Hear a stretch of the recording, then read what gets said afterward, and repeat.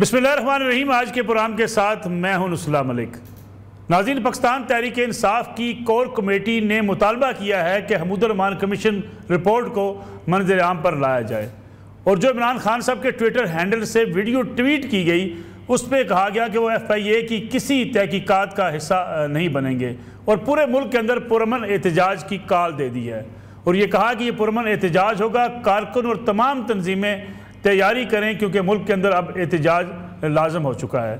साथ ही साथ core committee ने यह कहा कि इस वीडियो का मकसद सियासी था। इस वीडियो का मकसद किसी सूरत भी अफवाज पाकिस्तान को टारगेट करना नहीं था, बल्कि ये वो वाज़ेह करना था कि जिस किस्म के हालात 1971 में थे आज वैसे ही हालात हैं और उन हालात का मुआवजा करके इस मुल्क के अंदर इस्टेब्लिशमेंट को ये बताना मकसूद है कि इन हालात से दूर रहा जाए और ऐसी नौबत ना आए कि जैसी नौबत 1971 में आ गई थी।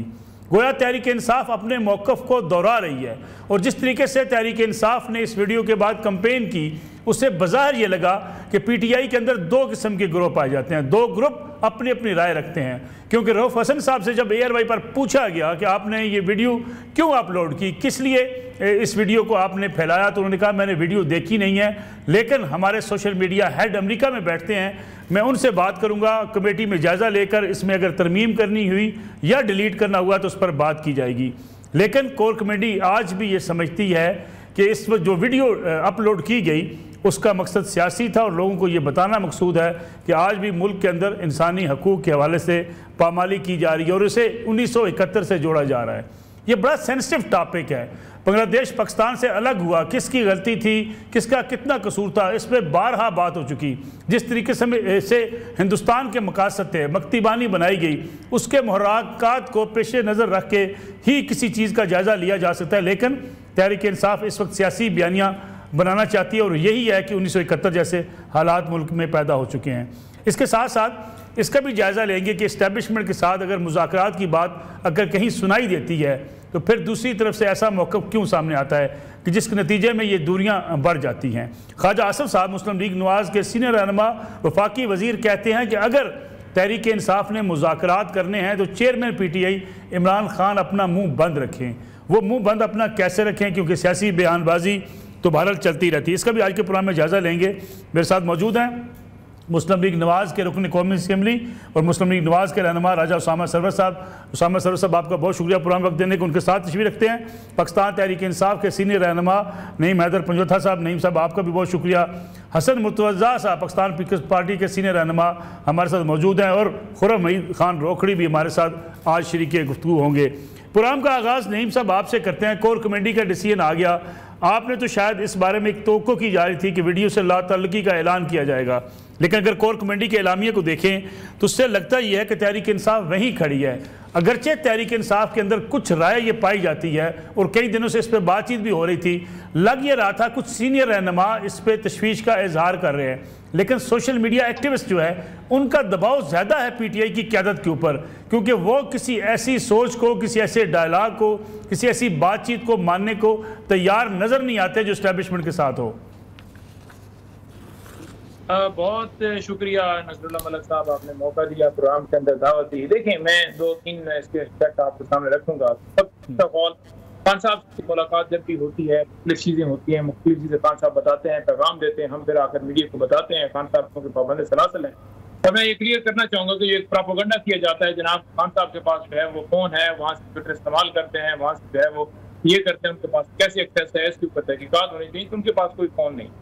नंबर 2 बात कि कोई भी उनकी इंस्ट्रक्शंस होती है, पार्टी को होती है, किसी कोर कमेटी को होती है, पॉलिटिकल कमेटी को होती है, तो वो ऐसी दी जाती है और उनके इंस्ट्रक्शंस के मुताबिक कार्य किया जाता है। हाँ, मुशावरत में हमें प्रॉब्लम होता है कि हमें पेपर नहीं ले जाने देते या वो रोक लेते हैं, पेन पेंसिल कोई नहीं ले जाने देते, वापस नहीं लाने देते, पत्नी वो जिस तरह का भी उनका आपको पता है रवैया है कि वो चाहते हैं कि कोई भी ऐसी चीज़ हो नहीं, कॉलम ना आए, बात ना आए। हालांकि आम कैदी बाकी जितने भी सबको तमाम सहूलतें हैं, लेकिन ये एक उन्होंने सख्ती हमारे ऊपर की। अच्छा, ये जो सारा ट्वीट का मामला था ना, इस ट्वीट के अंदर जो बात क्या थी, सबसे पहले आप देखें कि हमूदुर्रहमान कमीशन जो है, जो उसमें जो खान साहब बात कर रहे हैं वो ये बात कर रहे हैं कि 1971 के अंदर हमें माजी जो है वो अपना नहीं भूलना चाहिए। माजी में पाकिस्तान जो है वो 2 हिस्सों में तकसीम हुआ, तो क्या अब भी हम चाहते हैं कि इसी तरह फर्द वाहिद की जो है वो अनाज के ऊपर या उसके मसले के ऊपर ऐसा मामला दोबारा किया जाए? उन्होंने कहा उस वक्त याहियत का किरदार इसी तरह का था। और मुजीबुर रहमान वो हिस्ट्री मौजूद है। महमूदुर रहमान कमीशन कोई पाकिस्तान तहरीक इंसाफ नहीं बनाया, वो उस वक्त के जो चीफ जस्टिस थे उन्होंने जो है उसकी रिपोर्ट जो है वो शायद की, और उसमें तमाम लोगों के बयान लिए गए, भुट्टो साहब का भी लिया गया था, बाकियों के भी लिए गए थे, तमाम जो वहाँ पर आर्मी अफसरान थे उनके भी लिए गए थे, और वो आज तक सीक्रेट रखी गई। इसीलिए हमने मुतालबा किया ना कि वो सामने आने चाहिए, क्योंकि ये सिलसिला हमारे पाकिस्तान के अंदर चलता जा रहा है। और हमारा उस सारे मामले के अंदर मकसद क्या है? हमारा मकसद है कि मुल्क के अंदर कानून और आइन हो, तमाम इदारे अपनी आइनी हकूक के मुताबिक काम करें।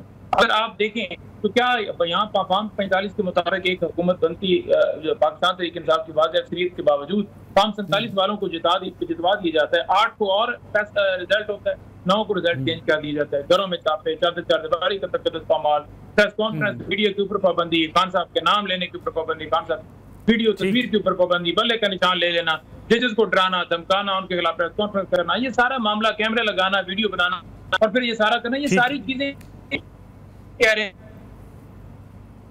जी जी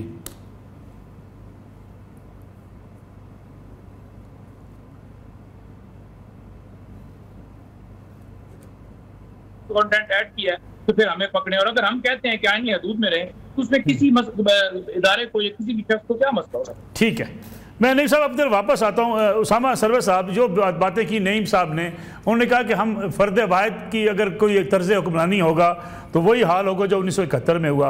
आप तहकीकात करवाना चाहते हैं, FIA के ज़रिए मुकदमात बनवा रहे हैं, इमरान खान साहब के ख़िलाफ़ तहकीकात का आगाज़ कर रहे हैं, PTI तहकीकात में शामिल न होने का ऐलान कर चुकी है, बल्कि एहतजाज की कॉल दे रही है पूरे मुल्क के अंदर। तो क्या ज़रूरत क्या पड़ी है? फिर ख्वाजा आसिफ साहब कहते हैं इमरान खान साहब मुँह बंद रखें अगर मुज़ाकरात करने हैं तो। औज़ुबिल्लाहिमिनश्शैतानिर्रजीम, बिस्मिल्लाहिर्रहमानिर्रहीम। देखिए जी, एक बात तो बड़ी क्लियर है, एक वीडियो अपलोड होती है, जिस वीडियो को सिर्फ अगर ये माने या ना माने ये इनकी मर्ज़ी है, उसका एक ही मकसद होता है पाकिस्तान आर्मी को टारगेट करना। वो वीडियो क्यों अपलोड की जाती है, आज ये इसका जवाब दे दें। उसके बाद इन्हीं के एक हजरात बैठ के कहते हैं कि वीडियो अपलोड हुई है, मुझे 3 दिन से पता नहीं था। 3 दिन बाद जी हम अपने जो हमारा सोशल मीडिया हैंडलर है जो कि अमेरिका में बैठा हुआ है, उससे हम कहेंगे वो वीडियो डिलीट करे। अब आप फिर ये मुझे बताइए, कहते हैं कि हमारी हुकूमत अमेरिका ने गिराई। अगर इनकी हुकूमत अमेरिका ने गिराई तो इनका सोशल मीडिया हैंडलर अमेरिका में बैठ के इनकी वीडियोस अपलोड कर रहा है। आप मुझे बताएं फिर कि इनका बयानिया किधर से सच होता है? इसका मतलब है ये तो मिले हुए हैं उनके साथ और इनका सोशल मीडिया हैंडल ही उधर से होता है। ये तो हर चीज़ बेस्ड ऑन झूठ करते हैं। उसके बाद इसी तरह जो ये बात करते हैं फॉर्म 45, 47 की, इनसे पूछे जो RTS बैठा, RTS की वजह से इनके लीडर प्राइम मिनिस्टर बने, वो तो वरना सारी ज़िंदगी प्राइम मिनिस्टर नहीं बन सकते थे। उस टाइम भी 2/3 मेजॉरिटी से नवाज शरीफ साहब प्राइम मिनिस्टर थे आपके दोबारा। ये अगर जब तक अपनी गलतियों पे नहीं आएंगे या अपनी गलतियों के एक्सेप्ट नहीं करेंगे तब तक कि कुछ भी सही नहीं हो सकता। ये हर वक्त हर किसी को ताने देना, हर किसी से गलत बयानी करना, ये कोई हल नहीं है। और अगर ये बात करते हैं डिबेट की, इनसे बात की जाती है आके बैठे ये खुद कहते हैं कि हमें पाकिस्तान आर्मी के साथ बैठने दो, एस्टेब्लिशमेंट के साथ बैठने तो हम उनके साथ बैठ के बात करेंगे, हम किसी भी पॉलिटिकल जमात के साथ नहीं बैठेंगे। ये फिर डेमोक्रेटिक जमात किस तरह हो सकती है? ये डेमोक्रेसी की डेफिनेशन भी नहीं पूरे उतरते। मामला अब तो आगे बढ़ रहे हैं, वो कहते हैं हम ना तहकीकात का हिस्सा बनेंगे, ना जो है वो किसी सिलसिले में तावन करेंगे, बल्कि एहतजाज करेंगे। और पूरे मुल्क के अंदर एहतजाज की आज कोर कमेटी ने ये तो फिर भाग लेना, सिस्टम से भागना चाह रहे हैं जी। इनको पता है कि ये गलत है, इनको ये पता है कि ये गलती पे गलती कर रहे हैं, ये हर किसी को टारगेट कर रहे हैं। ये आपके जितने सलामती इदारे हैं उनको टारगेट करके गिराना चाह रहे हैं। ये पाकिस्तान को बेसिकली डिसेबल करना चाह रहे हैं। ये कभी भी इस मुल्क के साथ सिंसियर नहीं रहे। जब भी आप देखें, जब भी इनने एहतजाज किए, इनने पाकिस्तान को डैमेज करने की कोशिश की है। जो इनके हक में फैसला हो वो ठीक होता है, जो इनके फैसला अगेंस्ट जाए वो गलत होता है। ये किस तरह की ये जमहूरियत है? ये किस तरह की डेमोक्रेटिक जमात है? इनको ये डेमोक्रेटिक जमात नहीं है। ये चाहते हैं कि जो काम हम करें वो ठीक है, जो कोई और करे वो गलत है, जो गलती कर दे उसको आप दरगुजर कर दें, उसको गलती कहें भी ना। इस तरह सिस्टम नहीं चलता जी। सिस्टम तब चलता है आपको अपनी गलतियां भी माननी पड़ेंगी, आपको टेबल पे भी बैठना पड़ेगा, आपको लोगों के साथ डिबेट भी करनी पड़ेगी और आप लोगों को बताना पड़ेगा कि हमसे ये गलतियां हुई हैं पास्ट में। क्योंकि इनका सर्वाइवल ही ये होता है हमेशा सियासत का कि किसी तरह एस्टेब्लिशमेंट हमें हाथ रख दे तो हम आगे आ जाएं, वरना इनकी सियासत का कोई सर पैर नहीं है। हसन मुर्तज़ा साहब, आप फ़ाहम व तफ़हीम के कायल हैं, मुज़ाकरात के कायल हैं, लेकिन आज PTI की कोर कमेटी ने कहा जी अब एहतजाज होगा, पुरअमन एहतजाज पूरे मुल्क के अंदर होगा। फिर मुज़ाकरात की बातें, इफ़हाम और तफ़हीम की बातें लोग भूल जाएं, क्योंकि PTI उस तहकीकात का हिस्सा नहीं बनना चाहती। इमरान खान साहब ने तो इनकार कर दिया। उन्होंने कहा जी मेरे वकील मौजूद होंगे तब मैं बातचीत भी करूँगा। और ख़ास तौर पर जो मुकदमात बनाए जा रहे हैं FIA के ज़रिए, इसे मुस्तरद करने का आज ऐलान किया पाकिस्तान तहरीक इंसाफ ने। बहुत शुक्रिया जी। देखें, खान साहब का कहना जो है वो तो हमेशा कहते रहते हैं, लेकिन कुछ चीजें सुनने वाली भी होती हैं और मानने वाली भी होती हैं।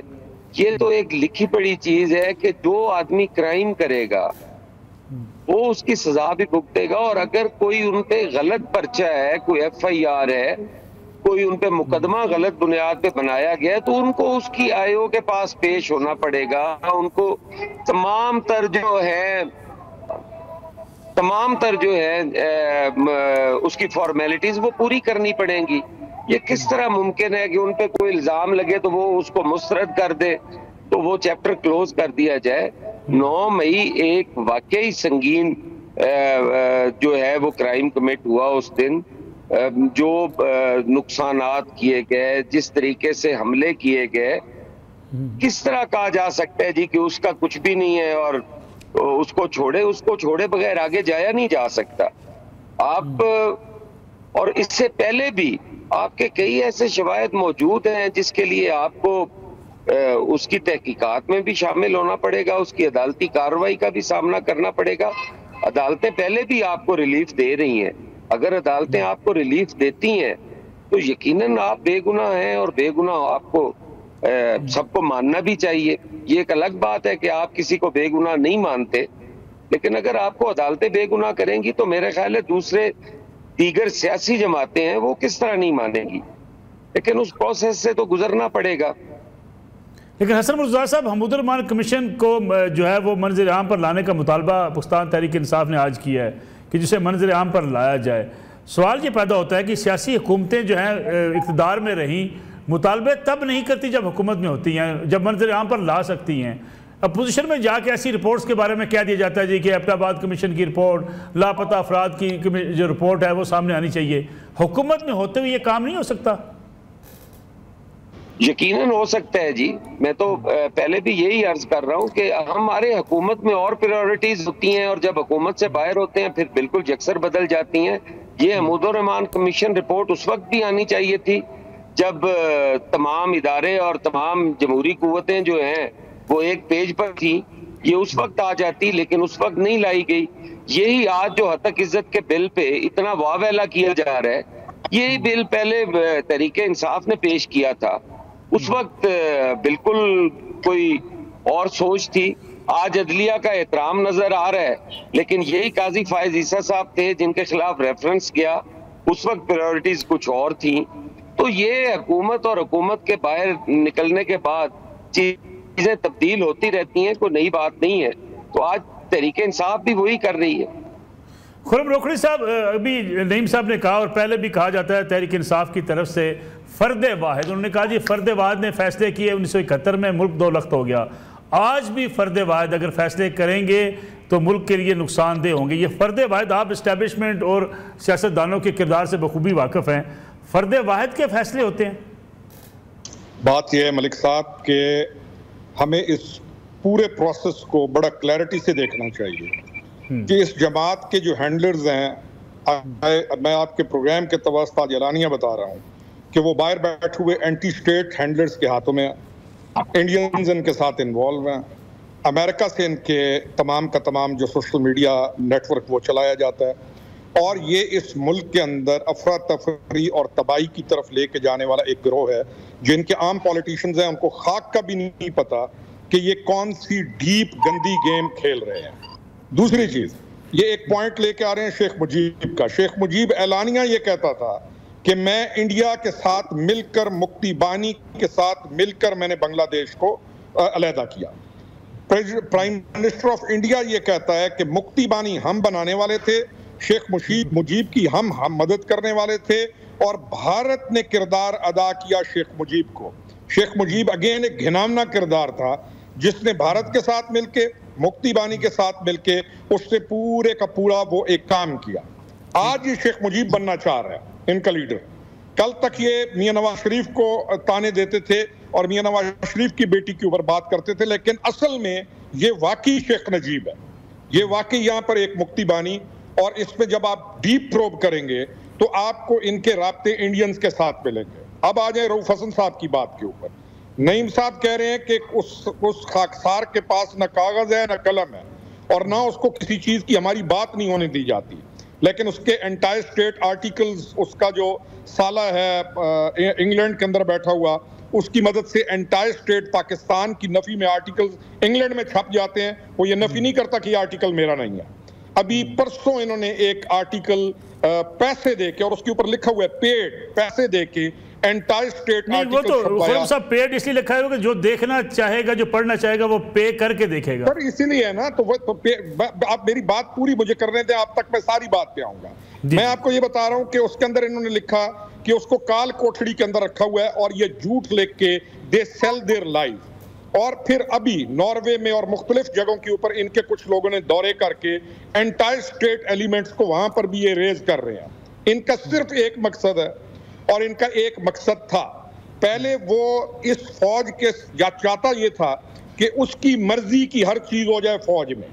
और जब स्टेट ने, रियासत पाकिस्तान ने इस तमाम चीज को भांपा, तो अब इनका एक एजेंडा है कि किसी न किसी तरीके से रियासत पाकिस्तान को तबाह किया जाए। और कर किस दिन रहे हैं ये? यौम तकबीर के दिन। जो यौम तकबीर है उस दिन ये इनका ये ड्रामा शुरू हो रहा है और ये लोगों को उकसाकर इस सिमत के अंदर लेकर जा रहे हैं। ठीक है खुर्रम साहब, तमाम चीजों जी तो ये तमाम चीजें जब आप देखेंगे तो मलिक साहब आपको नजर आएगा कि इनका सारे का सारा एजेंडा एक है और वो है एंटायर स्टेट। जी सर। ठीक है खुर्रम साहब, मुझे एक कमर्शियल ब्रेक लेनी है। सवालात बहुत से हैं जो नईम हैदर साहब के सामने हम रखेंगे। ख़ास तौर पे ये कहना कि 28 मई को जब एटमी धमाके पाकिस्तान ने किए, अगर उसी रोज़ ही मशरक़ी पाकिस्तान के वाक़यात को, उस पर डॉक्यूमेंट्री को या ट्वीट किया जाता है या उस पर सोशल मीडिया पर बहस की जाती है, ये मुमासलत इत्तफाक़ी है या इसके पीछे भी कोई एजेंडा हो सकता है? इस पर बात करेंगे ब्रेक के बाद।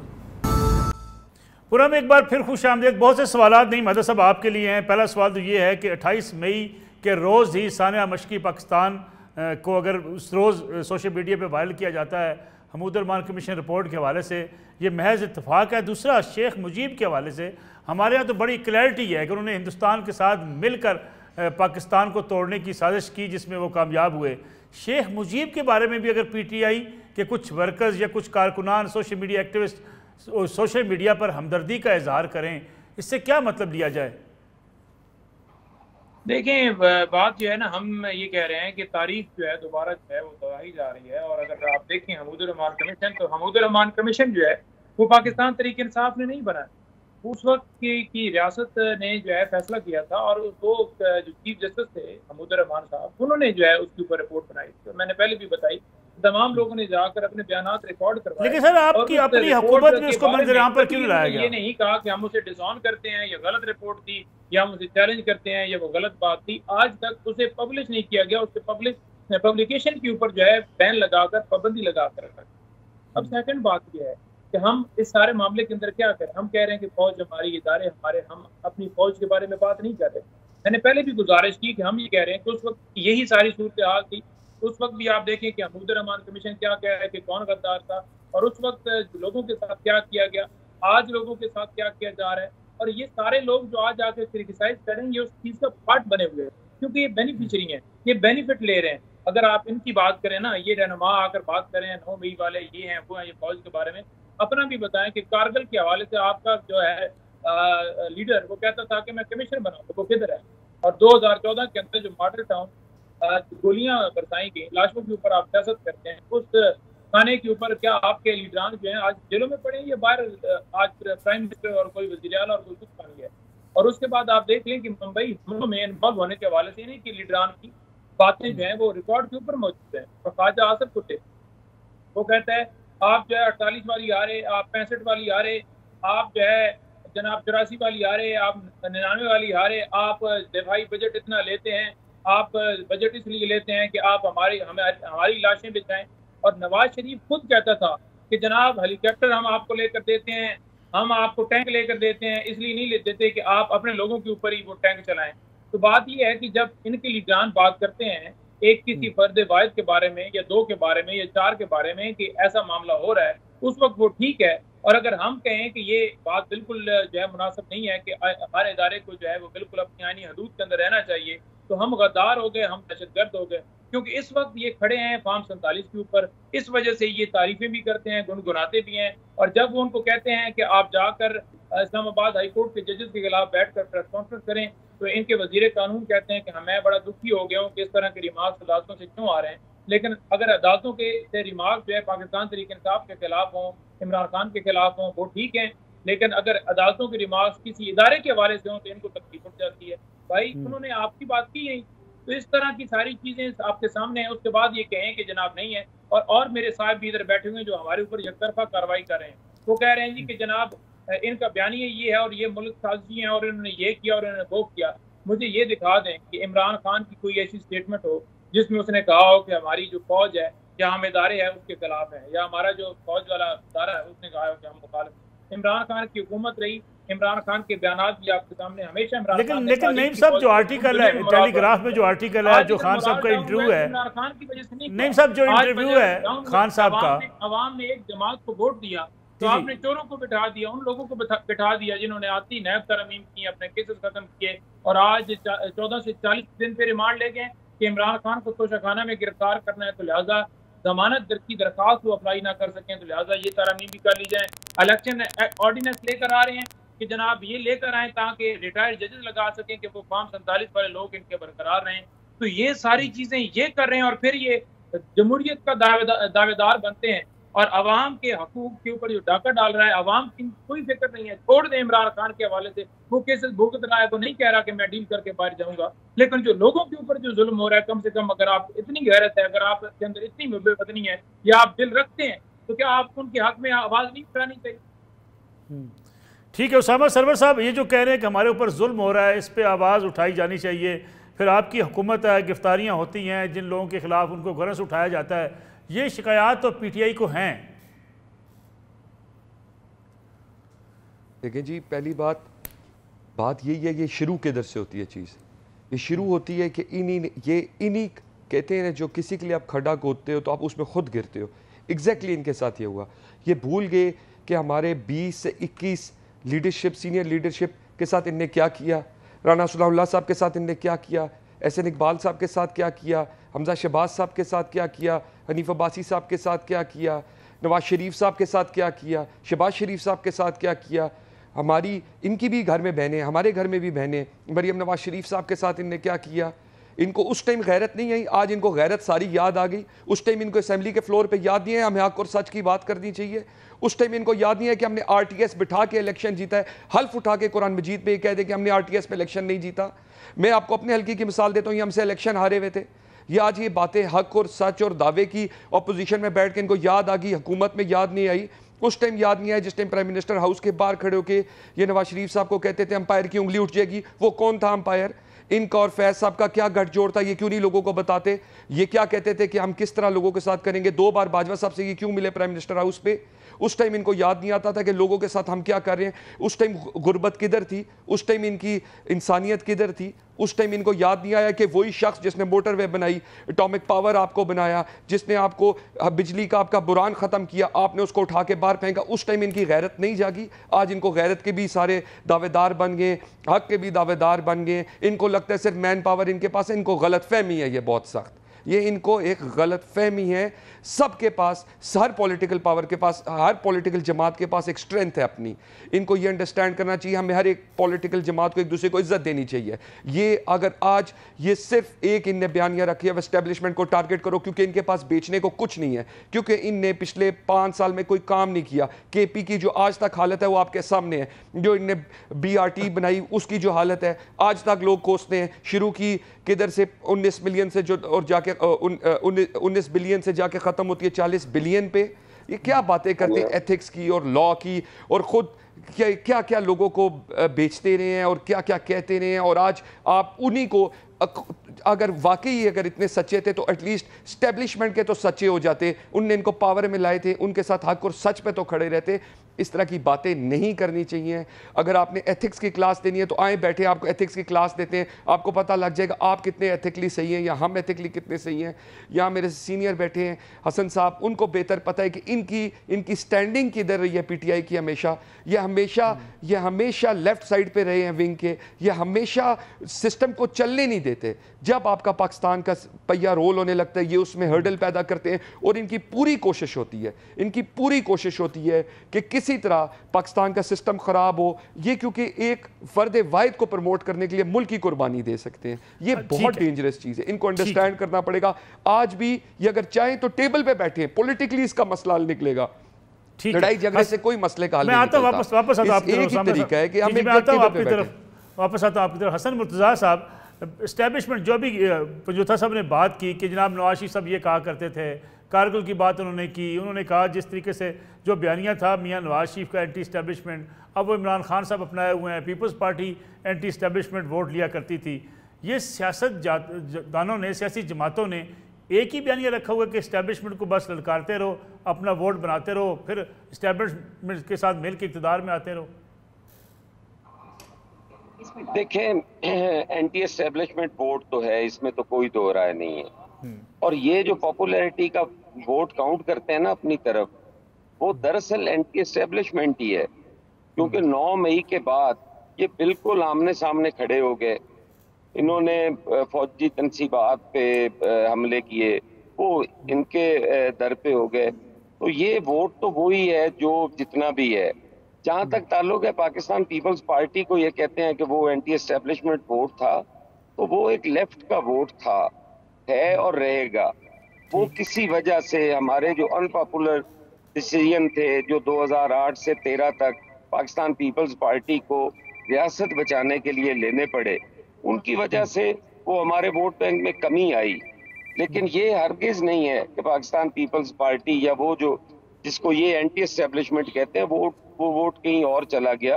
वक्ती तौर पे वो लोग नाराज हुए, वो हमारे उन फैसलों से मुतमिन नहीं थे, उन्हें जाना पड़ा, लेकिन वो वापस पाकिस्तान पीपल्स पार्टी के पास ही आएंगे। हम इन्हें यही कहते हैं कि 1986 के अंदर पाकिस्तान पीपल्स पार्टी की जब चेयरपर्सन तशरीफ लाई मोहतरमा बेनज़ीर भुट्टो, तो बहुत बड़े बड़े इज्तिमात हुए थे। उसका ये मतलब हरगिज नहीं था कि हम अपने इदारों को ललकारना शुरू कर दें, हम रियासत पे हमले शुरू कर दें, हम रियासत के खिलाफ जो है वो साजिशें करना शुरू कर दें, हम किसी भी मौके पर हम बांग्लादेश की वो वीडियोस जो है 71 की वो अपलोड करना शुरू कर दें। ये कतन जो है ये तरीकाकार गलत है। हमें सियासत जो है वो इस रियासत की कीमत पे नहीं करनी चाहिए। रियासत सबसे पहले है, रियासत होगी तो हमारी सियासत होगी, और ये चीजें सारी समझने की हैं। हमारे साथी हैं, हमारे भाई हैं, उन्हें एक दिन इस तरफ आना पड़ेगा, लेकिन उस दिन वो इतना तनाव हो चुके होंगे, फिर बैठ के ये डायलॉग वगैरह नहीं हो सकते। ये डायलॉग इन्हीं सूरत में होते हैं जब मुल्क मुश्किल हालात में हो और अपर हैंड भी हो, तो आपको डायलॉग की तरफ जाना चाहिए। डायलॉग ही बेहतरीन हल है और रास्ते निकलते हैं। यहाँ प्रोग्राम में एक ब्रेक का वक्त हुआ, वापस आते हैं इस कमर्शियल ब्रेक के बाद। प्रोग्राम में एक बार फिर खुश आमदीद। खुर्रम साहब, डायलॉग की बात होती है, कभी कभी ये उम्मीद नज़र आती है कि शायद डायलॉग हो सकता है, बातचीत हो सकती है। अली मीन गंडापुर साहब वज़ीर-ए-आला KP के जेल जाते हैं, इमरान खान साहब से मुलाकात भी होती है, संडे की रोज़ भी मुलाकात की खबरें हैं कि वो इतवार के रोज़ भी मुलाकात के लिए चले गए, अगरचे इसकी तस्दीक तो नहीं की जा सकती। लेकिन अगर ऐसा हुआ है और मुज़ाकरात के लिए कोई बातचीत शुरू हुई है, फार्मेशन कमांडर्स कॉन्फ्रेंस का एलामिया, कोर कमांडर्स कॉन्फ्रेंस का एलामिया वो बड़ा वाज़े करता है कि पाकिस्तानी फ़ौज के ख़िलाफ़ जो है डिजिटल वार की जा रही है। डिजिटल वार बड़ा संगीन जो लफ्ज़ है, बड़ा ख़तरनाक लफ्ज़ है। क्या इस्टेब्लिशमेंट ये समझती है कि अगर उनके ख़िलाफ़ कोई बाकायदा जंग हो रही है सोशल मीडिया पर, तो फिर डायलॉग और मुज़ाकरात, ये खबरें क्यों मंज़र आम पर आती हैं? मलिक साहब, ये है डिसेप्शन की पार्टी, ये पॉलिटिकल पार्टी नहीं है। मैं थोड़ा सा इख्तिलाफ करते हुए ये कहूँगा कि इनके पास एंटी एस्टेब्लिशमेंट वोट नहीं है। इन्होंने एक प्याली के अंदर तूफान खड़ा किया और इन्होंने सारे का सारा इनका जो नेटवर्क है, ये सोशल मीडिया, जो जाली बॉट्स हैं और जिसके ऊपर जिन्होंने पैसा फेंका, और फिर आपको कहूंगा कि एंटायर स्टेट लोग जो इनके अंदर दाखिल हैं और ये उनका हिस्सा हैं, कोई अमेरिका में बैठा हुआ है, कोई कहीं से इंग्लैंड से ऑपरेट करता है, कोई कनाडा से ऑपरेट करता है, और ये तमाम उनके आगे कठपुतलियों की तरह ये यहाँ पर हरकतें करते हैं। अब ये चाहते क्या है? ये चाहते ये हैं कि लोग मैसेज बाहर निकलें, और जो 9 मई को ये जो कामयाब नहीं हो सके और इंशाल्लाह आगे भी नहीं होंगे, ये चाहते ये हैं कि दोबारा मुल्क डीरेल हो। मुल्क इस वक्त आपकी तमाम सबसे बड़ी पॉलिटिकल पार्टीज चला रही हैं, और वो पार्टी चला रही हैं जिन्होंने इस मुल्क के अंदर बहुत बड़ा किरदार अदा किया है। इनके किरदार के अंदर उस्मान बुज़दार और महमूद के अलावा है क्या? पिंकी के अलावा है क्या इनके पास? या गोगी के अलावा है क्या? हमें हमारे साथ ये करना क्या चाहते हैं, हमें इसका बिल्कुल क्लियर है। ना ये पॉलिटिकल पार्टी है, ना इनका कोई पॉलिटिकल एजेंडा है, और ना ये किसी के साथ बैठेंगे। और इनकी डोरियां कहां पर हैं, इस चीज को हमने देखना जरूरी है। ये इस वक्त एक एंटायर स्टेट मूवमेंट बन चुकी है, और अब ये मुक्ति बानी की तलाश में है।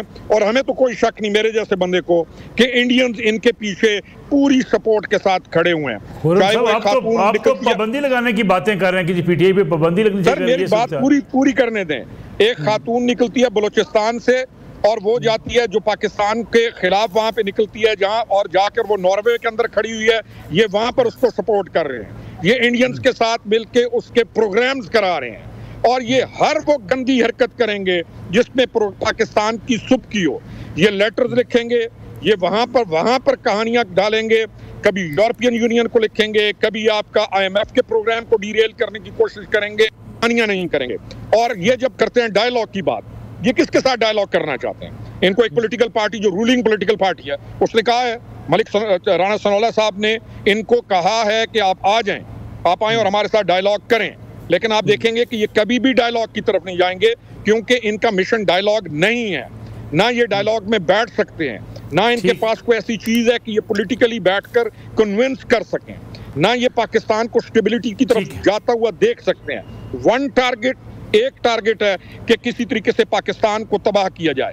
नाम लेंगे कि हम एंटायर एस्टेब्लिशमेंट हैं, जबकि ये एंटायर स्टेट है। इनको तकलीफ है कि बलूचिस्तान अपग्रेड क्यों हो रहा है, इनको तकलीफ है कि SIFC क्यों बन रही है, और तकलीफ क्यों उनको है जो दुनिया के अंदर बैठी हुई पाकिस्तान दुश्मन कुव्वतें हैं, और वो इनको खिलाती हैं और वो इनके साथ चल रही हैं। मैसेज का जो इशू है वो डिफरेंट है।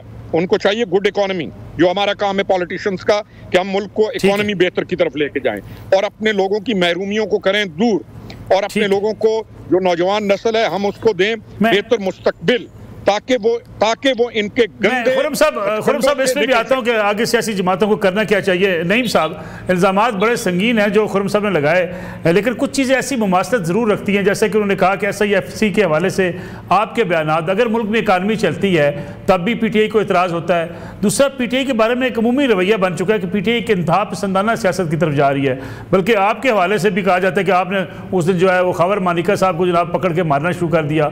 एक कानून दान अपने मुखालिफ को मारेगा, मुनासिब अमल है? देखिए, पहली बात है कि मैंने खबर मानिका को, आपने वीडियो के अंदर देखा होगा, एक जाकर थप्पड़ मारा है और एक मुकदमा बनाया कि 20-25 को बला ने हमला कर दिया, और ये कहानी बनाई गई वीडियो के अंदर, आपके साथ सारी चीजें पूरी दुनिया के ऊपर चलती भी रही और उसके अंदर सारी स्टोरी बनाकर दर्ज की गई। वो सारा मामला तो पूरी दुनिया ने देखा कि किसने खबर मानकर को प्लांट किया, PMLN के कैसे लॉयर साथ थे, या तारण का सेक्रेटरी भी साथ मौजूद था, और इससे पहले भी खान साहब जब पेज पे तो शगाना केस के अंदर तो ये तारण यही बंदे लेकर आया था और आकर अदालत के अंदर हंगामा रही। सिर्फ मकसद इनका ये था कि केस डिले हो, और वो उस मकसद में कामयाब हो गए। जज के ऊपर भी जो प्रेशर डाला हुआ था वो अदालत का नजर आ रहा। अच्छा, जहाँ पर आपने नहीं मारा नईम साहब, आपने मारा नहीं है खबर साहब को? जी, खबर साहब को आपने नहीं मारा? नहीं, मैंने मारा होता तो मैं बताता, क्योंकि वैसे तो वो मारने वाला था, उसको बिल्कुल मारना चाहिए था, क्योंकि जो उसने जुबान का इस्तेमाल किया, अगर हम उसे वहां पर कोर्ट के अंदर कहते कि तुम बेगैरत हो, तुम दल्ले हो, तुम बकवास कर रहे हो, तुम ये हो, तो जिस तरह की वो जुबान इस्तेमाल कर रहा था, तो फिर हमारे ऊपर होता कि जनाब PTI वालों ने ये कह, लेकिन वो कह रहा था, अदालत ने रोकना था, वो नहीं रोका गया। तो उसके बावजूद हमने वहां पर बर्दाश्त किया था, हमने मिजाजी का मुजाहरा किया, हम बहुत ज्यादा खवातीन भी थी, पुतला भी थे, लेकिन एक बंदे ने हिल के उसको टच तक नहीं किया, बाहर निकल के फिर नारे मारे, वकील को गाल निकाली, थप्पड़ मारा, तो उन्होंने तमाम लोगों पर दहशतगर्दी का पर्चा कर दिया। इसमें आपके सामने सुप्रीम कोर्ट के फैसले हैं और उसमें दहशतगर्दी की दफात लगाने के लिए जो वाज़ेह तौर पर प्रिंसिपल बनाया गया कि अगर आप किसी जलसे के अंदर जाएंगे, वहां पर कोई लीडर गुफ्तगू कर रहा है और 10 बंदे ऊपर से आते हैं और उसको फायर मारते हैं, और अगर वो फायरिंग के जरिए वो जो है वो उसके ऊपर जो है दहशतगर्दी की दफात जो है वो नहीं लगाई जा सकती। अगर 10 बंदे आए और पूरी आवाम के ऊपर वो फायरिंग शुरू कर दें तो उसके ऊपर दहशतगर्दी की दफात लगाई जाती है। लेकिन यहाँ पर ना कोई फायर हुआ है, ना कोई पुलिस से एहतियात किया गया, गर्दी की मुकदमात बना दी गए। खैर हम वो कोर्ट में पेश करेंगे, वो तो हमें पता है हर तरफ है, लिहाजा हमारे ऊपर की सारा चल रहा है। जहाँ पर ये बात कर रहे थे ना कि लीडरान इनके ऊपर केसेस बनाए गए, पहली बात तो बताई जाए कि आज तक एवन फील्ड अपार्टमेंट का है वो हिसाब दिया गया, आज भी ये रह रहे हैं, उसको डिसऑन किया इन्होंने, कभी कहते हैं उसके पैसे से आया, कभी कहते हैं लंदन की प्रॉपर्टियां बेची, कभी कहते हैं उधर से पैसा आया, और क्लीन चिटें नैब के अंदर तरामीम करके मैनेज करके जजेस को सलूट मरवाया गया, सीसीटीवी ने सलूट मारा, सारा कुछ किया गया और केसेस इन्होंने अपने सारे खत्म करवाएंगे। जी उसामा साहब, मैं आपसे चाहूँगा मैं यही बात कि वो जो इतराज़ उठा कि भुट्टो साहब की और मियाँ साहब की तस्वीर लगी, लेकिन मसला ये है कि इनके असल में जब जो ये चीज़ देखना चाहते हैं वही देखते हैं, उसके अलावा जो वीडियो प्ले हुई, इनसे कहें ज़रा आंखें खोल के कान खोल के ज़रा तसल्ली से वो वीडियो देखें उसमें अब्दुल कदीर खान साहब हैं या नहीं है। दूसरी बात सिंपल सी है जी कि ये मतलब आप इनके पेशेंस का लेवल देख लें कि ये लोगों पे हाथ भी उठाना शुरू हो गए हैं, ये किसी की राय की एक्सेप्ट ही नहीं कर सकते, क्योंकि जो इनको गलत कहे वो इनके लिए एक्सेप्टेबल नहीं है। इनको मतलब कि तरबियत और इन चीज़ों से बाहर निकल गए कि बड़े छोटे की तरबियत के, हम किसी बड़े पे हाथ उठा रहे हैं, किसी छोटे पे हाथ उठा रहे हैं, मतलब ये इन चीज़ों से बियॉन्ड हो चुके हैं। तीसरा, इनको प्रॉब्लम सिर्फ इतना है कि अभी हम लोग डिलीवरेंस शुरू हो गई है, अब काम शुरू हो गया, चीजें डिलीवरेंस शुरू हो गई। अगर बात करते हैं कामों की तो सीपैक सैबोटाज करने वाले ये हैं। 4 साल बाद अभी हम डेलीगेशन गया हुआ था, अभी वापस आए हैं, वो रो रहे थे हमारे आगे बैठे हुए, उनने कहा इमरान खान और उसकी हुकूमत ने जो हमारे साथ जुल्म किया है वो दुश्मन भी किसी के साथ नहीं कर सकता। अरबों रुपए की हमने डॉलर लगा चुके, अरबों रुपए का पैसा लगा के हमें इनने पाकिस्तान से इस तरह एकदम कट मारा जब इनकी हुकूमत आई, जैसे हम का पाकिस्तान हमें जानता ही नहीं है। आज दोबारा सीपैक शुरू हो गया, सीपैक तरक्की करेगा, पाकिस्तान तरक्की करेगा। इन लोगों को इन चीजों से प्रॉब्लम है क्योंकि ये किसी और फॉरेन एजेंडा पे है, ये पाकिस्तान के एजेंडा पे नहीं है, ना पाकिस्तान के हामियों के एजेंडा पे, ये किसी और एजेंडा पे। प्रोग्राम का वक्त बिल्कुल खत्म हो गया। हसन मुर्तजा साहब, फाइनल कमेंट आपसे, पीटीआई का एहतजाज हुकूमत के लिए मुश्किलात पैदा कर सकता है? पुरअमन एहतजाज उनका आईनी और कानूनी हक है, वो करे, एहतजाज करना चाहिए, लेकिन जो हमारी अमलाक है, मुल्की अमलाक, उनको नुकसान नहीं पहुंचना चाहिए। बाकी एहतजाज उनका हक है, अगर वो ये समझते हैं कि इस वक्त टाइम है मुल्क को एहतजाज और धरने और इस किस्म की सियासत एजिटेशन की, तो यकीनन वो करे, और अगर वो करते हैं तो उनको कोई रोक तो सकता नहीं है। मुर्तजा साहब, पहले जो एहतजाज का तरीका अपनाया था, अगर वो ही करते रहे तो शायद वो मुल्क के लिए नुकसानदेह हो, जिसमें IMF को खत लिखना और दीगर और बैरूनी कुव्वतों से इमदाद तलब करनी और ऐसी चीजें जो है वो मुल्क के लिए नुकसानदेह। पुरअमन एहतजाज तो कोई इशू नहीं है, उनका हक है, वो करें। हसन मुर्तजा साहब, बहुत बहुत शुक्रिया आपका। खुर्रमीद रोकड़ी, नहीं मैदर पंजूथा, राजा उसामा सरवर मसद मौजूद है। नाज़रीन, इंशाल्लाह कल आपकी खिदमत में दोबारा हाजिर होंगे। इजाज़त दीजिए, अल्लाह हाफिज़।